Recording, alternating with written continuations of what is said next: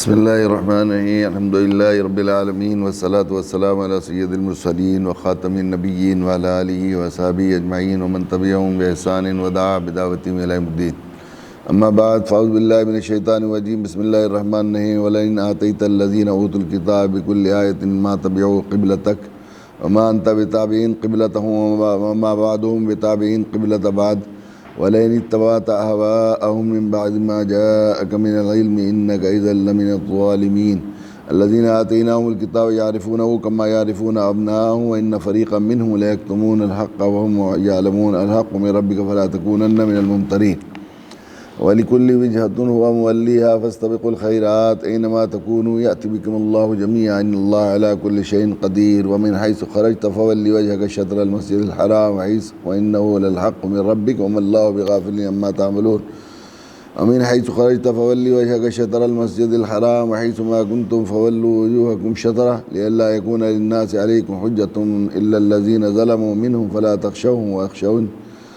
ولأتم نعمتي عليكم ولعلكم تهتدون كما أرسلنا فيكم رسولا منكم يتلو عليكم آياتنا ويزكيكم ويعلمكم الكتاب والحكمة ويعلمكم ما لم تكونوا تعلمون فاذكروني أذكركم واشكروا لي ولا تكفرون.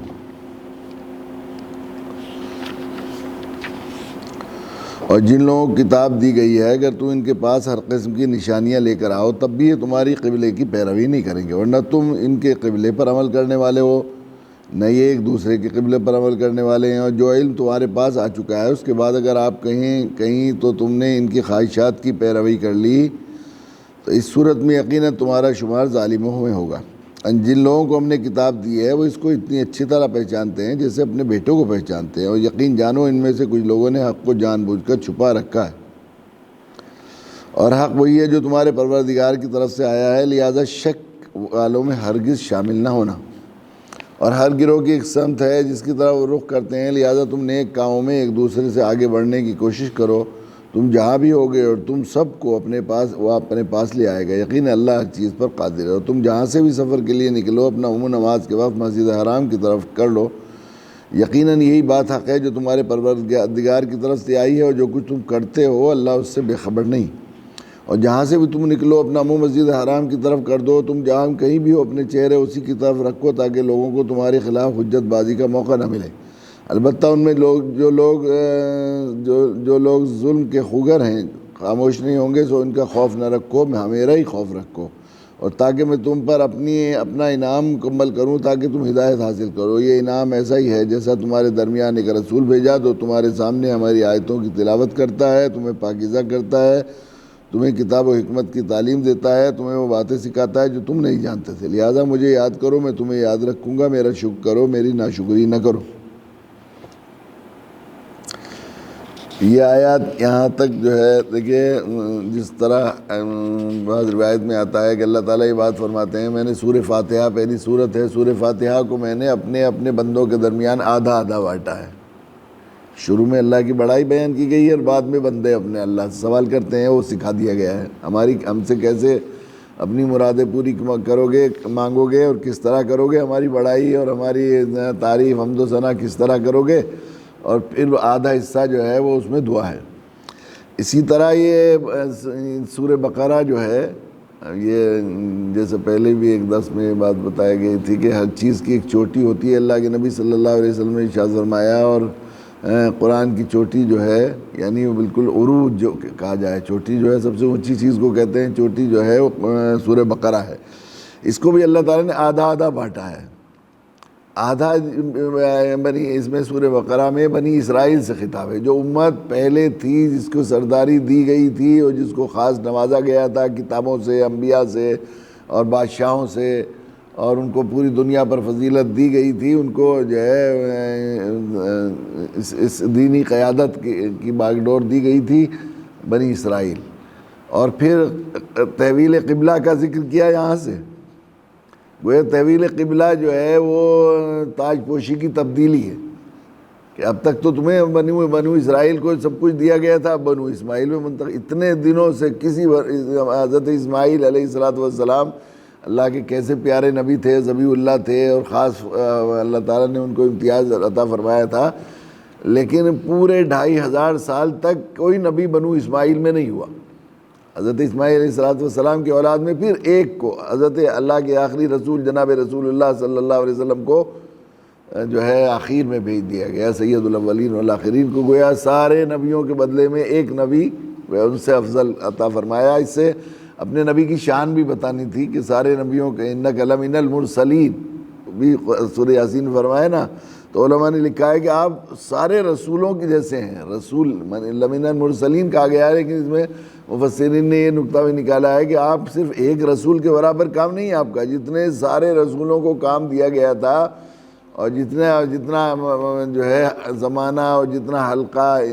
دیا گیا تھا امتیوں کا، اتنا آپ اکیلوں کو دیا گیا ہے قیامت تک کے لیے۔ نبی آئے علاقے کے لیے، وقتی طور پر آئے، لیکن اب قیامت تک کوئی دوسرا نبی نہیں آئے گا، تاکہ حضرت عیسیٰ علیہ السلام بھی آئیں گے تو اللہ کے نبی کے علماء نے لکھا ہے کہ وہ امتی بن کر آئیں گے، وہ اپنی نئی شریعت نہیں لے کر آئیں گے، بلکہ اسی دین کو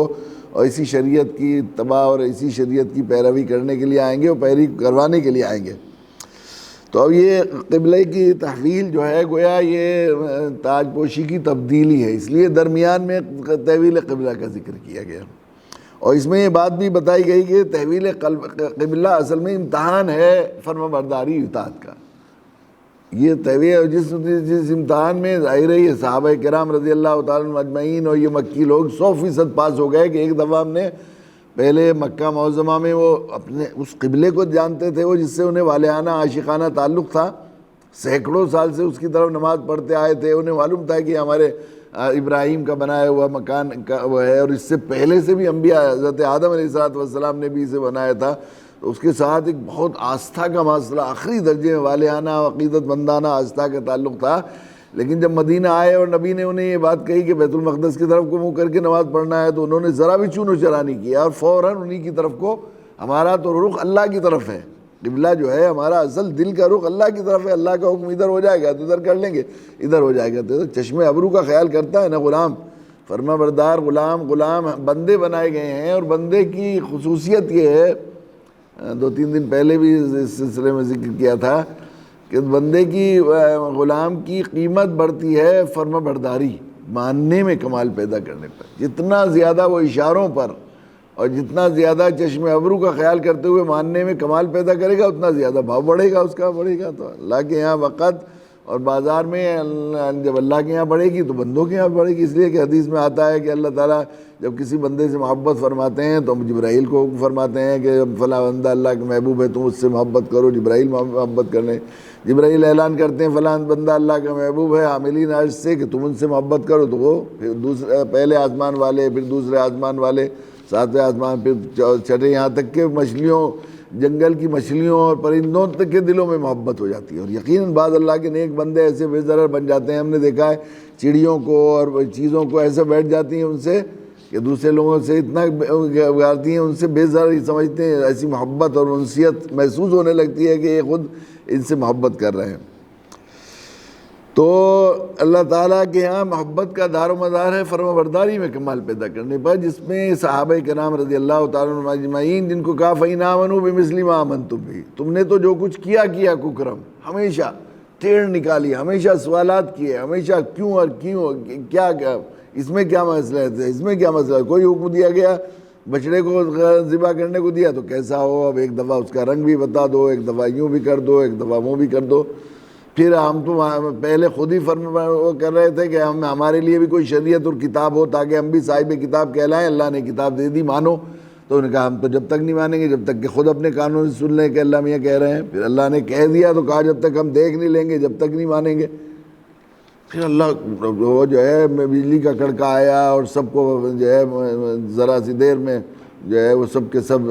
ختم ہو گئے، موت آ گئی۔ تو پھر حضرت موسیٰ علیہ السلام نے خوشامد درآمد کی، اللہ کیا ہوگا، تُہْلِكُنَا بِمَا فَعَلَ السُّفَهَاءُ مِنَّا، میں تو بالکل وہاں جانے کے لائق نہیں رہوں گا، لوگ کہیں گے 70 چنے ہوئے لوگوں کو لے کے سب کو مروا دیا، یہ تو ایک پلان کے تحت لے کے گیا تھا، اب کیا ہوگا، میرا سارا دعوتی مشن فیل ہو جائے گا۔ تو اللہ تعالیٰ نے انہیں پھر دوبارہ زندہ کیا، پھر کوہ طور کو ان کے اوپر مسلط کیا کہ مانو دیکھو قوت کے ساتھ، تو انہوں نے وعدہ کیا مانیں گے، لیکن وہاں جا کے کہنے لگے کہ اللہ سے سن تو آئے ہم کہ اللہ نے کہا کہ مانو، لیکن جو تمہارے بس میں ہو اتنا مان لینا، جو تمہارے بس میں نہ ہو نہ ماننا۔ وہاں جا کر بھی ایک لم لگا دی انہوں نے۔ تو تم یہ کیا کرتے تھے، تو اس کی وجہ سے تم جو ہے گدی سے اتار دیے گئے ہو، تمہارا تاج اتار کر اب ایک ایسی نسل کو، بنو اسماعیل کو اور امت محمدیہ کو ہم نے دے دیا ہے جن کا مزہ فَإِنْ آمَنُوا بِمِثْلِ مَا آمَنْتُم بِهِ فَقَدِ اهْتَدَوْا، جن کو ہم نے ہدایت یافتہ فرمایا اور جن کا مزاج ماننے کا، صحابہ کی یہی بات تھی، سمعنا وَأَطَعْنَا کا مزاج تھا ان کا، جو سنا بس مان لیا، سر تسلیم خم کر لیا، یہ مزاج تھا یہ۔ اس لیے ان کو رضی اللہ عنہ ورضوا عنہ کا خطاب، اللہ کے یہاں رضا کا فیصلہ ہوتا ہے جب جو ہے ماننے کا مزاج بن جائے، اس لیے اللہ ان سے راضی، وہ ان سے راضی، ایسا اتنا بڑا خطاب ان کو ملا صرف ماننے کی وجہ سے۔ قبلہ ذرا کہنے تو بہت آسان ہے، لیکن قبلے کے ساتھ جو ایک جذباتی عقیدت مندانہ تعلق ہوتا ہے آدمی کا، اس کا پھیرنا کوئی خود ہی اللہ تعالیٰ فرما رہے ہیں کہ تھا تو بہت مشکل ہی ہے، جو ہے بہت وَإِنْ كَانَ كَبُرَ عَلَيْكَ إِلَّا الَّذِينَ هَدَاهُمُ اللَّهُ، وہ بہت مشکل تھا، بڑا بھاری تھا یہ، لیکن جس کو اللہ ہدایت دے دے، جس کو اللہ سمجھ دے دیں، بلا شبہ یہ بات صحیح ہے۔ جب ماننے کی اللہ تعالیٰ توفیق دے دیتے ہیں تو اللہ تعالیٰ جس کے رتبے سے ہیں سوا، اس کے سوا مشکل ہے جس کو بنانا ہوتا ہے، تو اللہ تعالیٰ اس کو توفیق بھی دے دیتے ہیں۔ یہ بات صحیح ہے، اللہ کے یہاں سے ملتی ہے توفیق، لیکن توفیق دیتے ہیں یہ بھی ہے، دونوں باتیں ہیں۔ ان اللہ لا یغیر ما بقوم حتی یغیروا ما بانفسہم، جو توفیق چاہتا ہے اللہ اسی کو توفیق دیتے ہیں، جو ہدایت چاہتا ہے اللہ اسی ہدایت، جو ماننا چاہتا ہے اللہ اسے ماننے کی توفیق تو اللہ ہی کی طرف سے ہوتی ہے، لیکن جو چاہتا ہے ماننے والا بننا، اللہ اسے ماننے والا بناتے ہیں۔ جو ظاہر ہے کہ ہر چیز میں اپنی ناک لگاتا ہے، اپنی میں لگاتا ہے، تو پھر اللہ کے یہاں سے کیا توفیق کہاں ہونے والی ہے۔ تو حکم دیا کہ اس کی طرف کو قبلہ کرو تو وہی ہو گیا۔ اب پھر حکم دیا کہ چلو پھر، تو لوگ یہ کہیں گے کہ ایسا مذاق بنا رہے ہو۔ یہودی یہ کہا کرتے تھے کہ یہ تو ہمارے قبلے کو مانتے ہیں، ہمارے قبلے کو مان رہے ہیں تو کچھ دنوں میں ہم یہودی بھی ہو جائیں گے۔ جب رخ ان کا ہمارے قبلے کی طرف ہو گیا تو دل کا رخ بھی ہو جائے گا ہمارے دین کی طرف، یہ کہا کرتے تھے یہودی۔ اور مشرکین یہ کہا کرتے تھے جب قبلہ اول وہ ہے اور سب بتایا گیا قبلہ اول وہ ہے تو اس کی طرف جو ہے قبلہ مکہ کی طرف کو ہونا چاہیے، جو ابراہیم کا قبلہ ہے اور آدم کا قبلہ ہے، پرانے نبیوں کا قبلہ ہے، اس کی طرف کو رخ ہونا چاہیے۔ پھر یہ یہودی یہ بھی بتایا کرتے تھے کہ وہ جو آخری نبی فارقلیت آئیں گے تو وہ قبلے کے رخ کو بدل دیں گے، پھر مکہ کی طرف کو آئے گا، یہ کہا کرتے تھے، وہ کھولتے تھے ان میں کفار مشرکین کو بتایا کرتے تھے۔ تو قبلے کی تحویل بدل کر ان یہودیوں کے اس مرض کا بھی علاج کر دیا، اس غلط فہمی کا کہ قبلے کی طرف ہماری علاج کر رہے ہیں تو اب یہ ہمارے یہودی بھی بن جائیں گے، اور ان کی اس بات کو بھی کھول دیا کہ تم تو پہلے سے کہا کرتے تھے کہ وہ قبلہ بدلیں گے تو وہ آ گئے، اب تم کیوں نہیں مان رہے؟ جب اتنا جانتے ہو، تمہیں سب باتیں معلوم ہے، آگے بتایا بھی یہی بات۔ اور مشرکین مکہ کو بھی یہ کہا کہ چلو تمہارا یہ کعبہ جب پہلا قبلہ ہے تو ہم چلو اب تو تمہارے قبلہ ہو گیا تو تم اسے ضرور مانو۔ تو یہاں پر یہ بات بار بار وَلَئِنْ آتَيْتَ الَّذِينَ أُوتُوا الْكِتَابَ بِكُلِّ آیَةٍ مَا تَبِعُوا قِبْلَتَكَ، اب کہتے تو ہیں یہ طرح طرح کی چیزیں، لیکن اگر آپ آخری درجے کی نشانیاں ان پر لے کر آ جائیں اور کتاب نازل ہو ان کے سامنے اور تو یہ آپ کے قبلے کی اتباع کرنے والے نہیں ہیں، یعنی آپ کی بات ماننے اور آپ پر ایمان لانے والے نہیں ہیں، آپ کی اتباع کرنے والے۔ وَمَا أَنْتَ بِتَابِعٍ قِبْلَتَهُمْ، اور آپ بھی تو ہرگز، آپ کے پاس تو بالکل کھلی دلیل آ گئی، اب تو اللہ کی مانتے ہیں اور اللہ کی طرف سے جب حکم آ گیا تو آپ بھی ان کے قبلے کی طرف جو ہے وہ کرنے والے نہیں ہو۔ بعضهم بتابعین قبلہ، اپنا اپنا رخ انہوں نے کر رکھا ہے، کسی کا نفس کی طرف ہے، کسی کا اپنی خواہش کی طرف ہے، کسی کا اپنے باپ دادوں کے رواج کی طرف ہے، تو یہ بھی ایک دوسرے کی طرف رخ کرنے والے نہیں، قبلے کی طرف۔ وَلَئِنِ اتَّبَعْتَ أَهْوَاءَهُم مِّن بَعْدِ مَا جَاءَكَ مِنَ الْعِلْمِ، یہ بات بتانے کے لیے کہ قبلے کی تحویل نبی کی خود اپنی چیز نہیں ہے، اپنے بس کی چیز نہیں ہے، نبی تو صرف بشر ہیں اور ان پر جو حکم نازل ہوتا ہے صرف وہ اپنی طرف سے کوئی حکم نافذ کرنے اور شریعت کا کوئی حکم بنانے یا کسی چیز کو حلال اور حرام کرنے کا ان کو اختیار نہیں ہے۔ یہ بتانے کے لیے کہ اگر آپ اتنی واضح دلیل آ جانے کے بعد، بار بار ہم کہہ رہے ہیں فَوَلِّ وَجْهَكَ شَطْرَهُ، تین دفعہ کہا گیا یہ بات، یہاں قریبی میں 3 دفعہ، جہاں کہیں بھی ہو، اگر تم مکہ میں ہو تو بھی مسجد حرام کی طرف کو کر لو، اور تم کہیں بھی ہو، اور تم سفر میں ہو، حضر میں ہو، جہاں ہو تم قبلے کی طرف کر لو۔ اتنے حکم آنے کے بعد واضح حکم آنے کے بعد اگر آپ پھر بھی ان کی خواہش اور ان کی پیروی کریں اور ان کی دلجوئی کے لیے ان کے قبلے کی پیروی کر کے پرانے قبلے کی بیت المقدس کی طرف کو نماز پڑھ کریں گے، انک اذا لمن الظالمین، آپ ظالموں میں ہو جائیں گے، آپ بے محل کام کرنے والے ہوں گے۔ الذین آتیناہم الکتاب یعرفونہ کما یعرفون ابناءہم، یہ پھر وہی بات کہی گئی ہے کہ جن کو کتاب دی گئی ہے یہ آپ کو ایسا جانتے ہیں اللہ نبی کو جیسے ہی اپنی اولاد کو جانتے ہیں،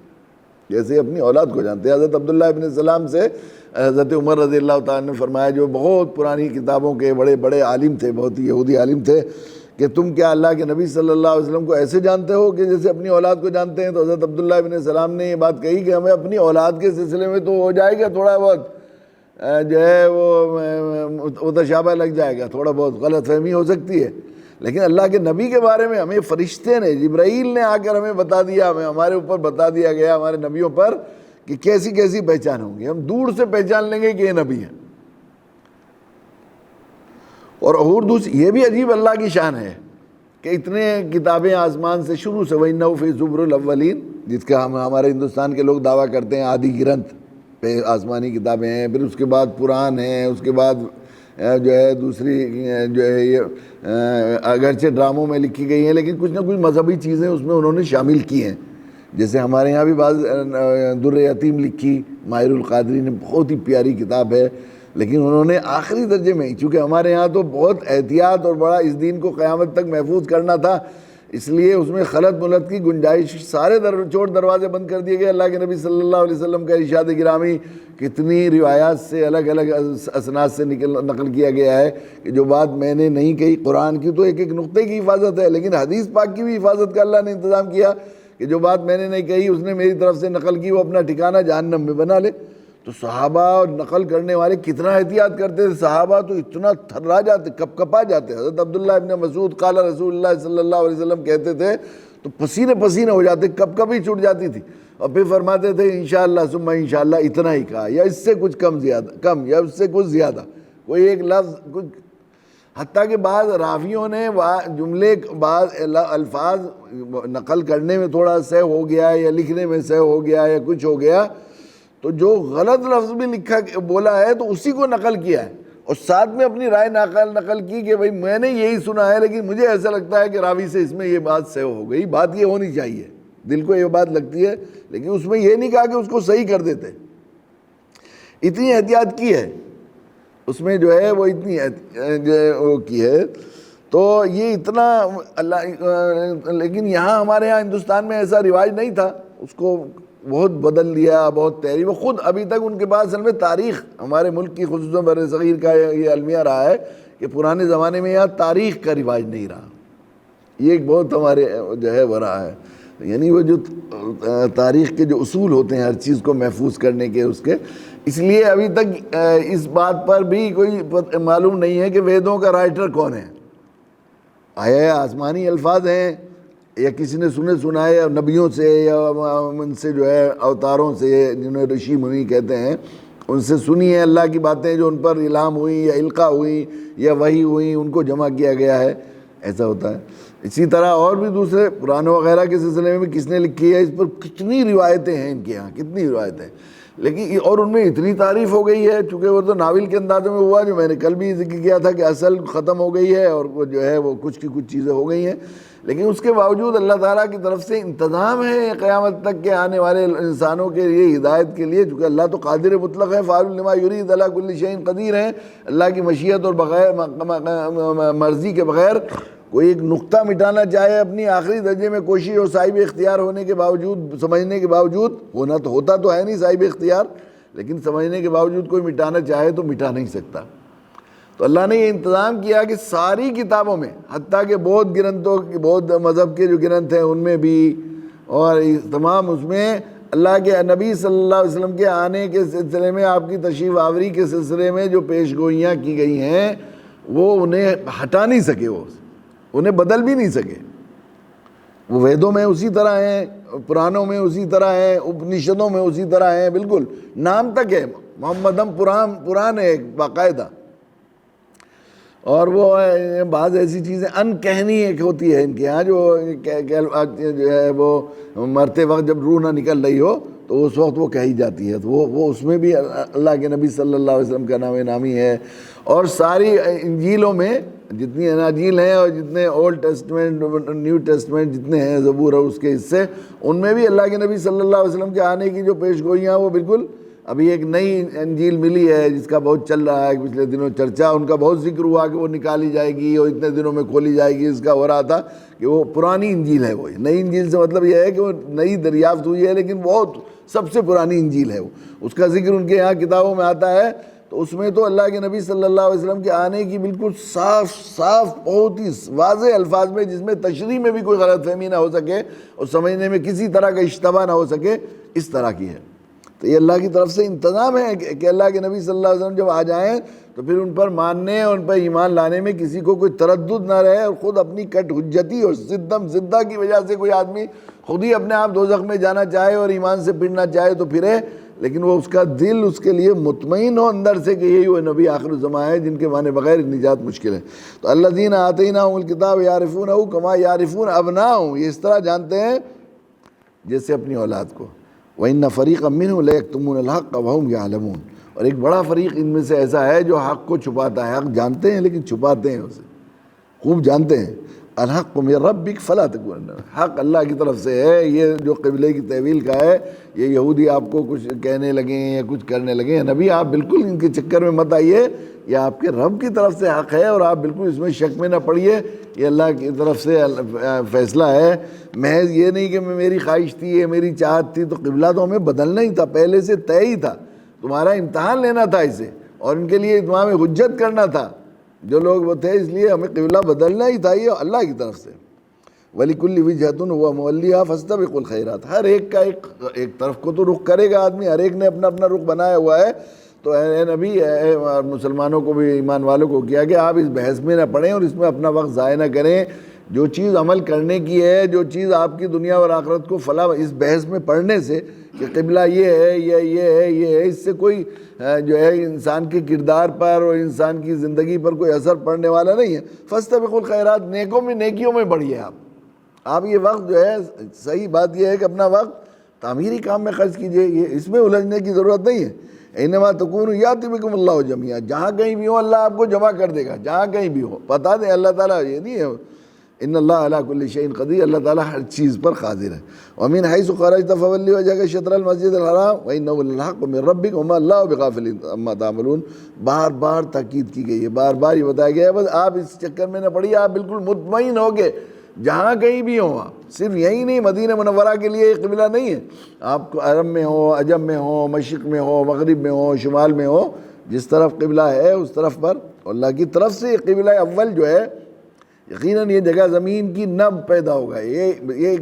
اللہ تعالیٰ جو کائنات کو بنانے والے ہیں، اس دنیا کے پیدا کرنے والے ہیں، اب نیا جو جغرافیہ کا وہ ہے، اس نے یہ بات ثابت کر دی ہے کہ یہ زمین کی ناف ہے، ناف بالکل یہ ایسی جگہ ہے زمین کی جگہ پر، اس کو خاص، اس کے حدیث میں آتا ہے کہ یہ جو ہے کعبہ جو ہے، اس کے اوپر یہاں آسمان تک اور عرش تک کعبہ ہے، اور اسی کو ہدی للعالمین فرمایا ہے، اس کے اندر اللہ کی طرف سے خاص ہدایت کا فیصلہ کیا گیا ہے۔ تو اگر ہم جو ہے، ابھی ہمارے عزیز تھے عاصم علی سبزواری صاحب، انہیں جغرافیہ کے علم سے بڑی دلچسپی تھی اور بہت اللہ تعالیٰ نے ان کو نوازا تھا، تو ان کی ایک ریسرچ تھی اس میں، کعبے کو کی مرکزیت پر انہوں نے وہ کیا۔ ان کا دنیا کی ہر جگہ پہ سورج چاروں طرف گھومتا ہے اور گھومتے گھومتے گزرتے ہوئے نکل جاتا ہے، تو 360 دن میں ایک دفعہ کعبہ زمین کے ہر حصے پر اس طرح گزرتا، وہ سورج اس طرح گزرتا ہے کہ وہ 100%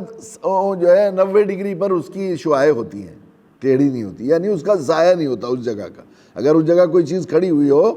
صرف ایک دفعہ دنیا میں پوری زمین میں ایک دفعہ ایسے گزرتا ہے، وہ اصل میں سورج جو ہے گھوم رہا ہے نا، اس طرح جو سورج بھی گھوم رہا ہے، چاند بھی، زمین بھی گھوم رہی ہے،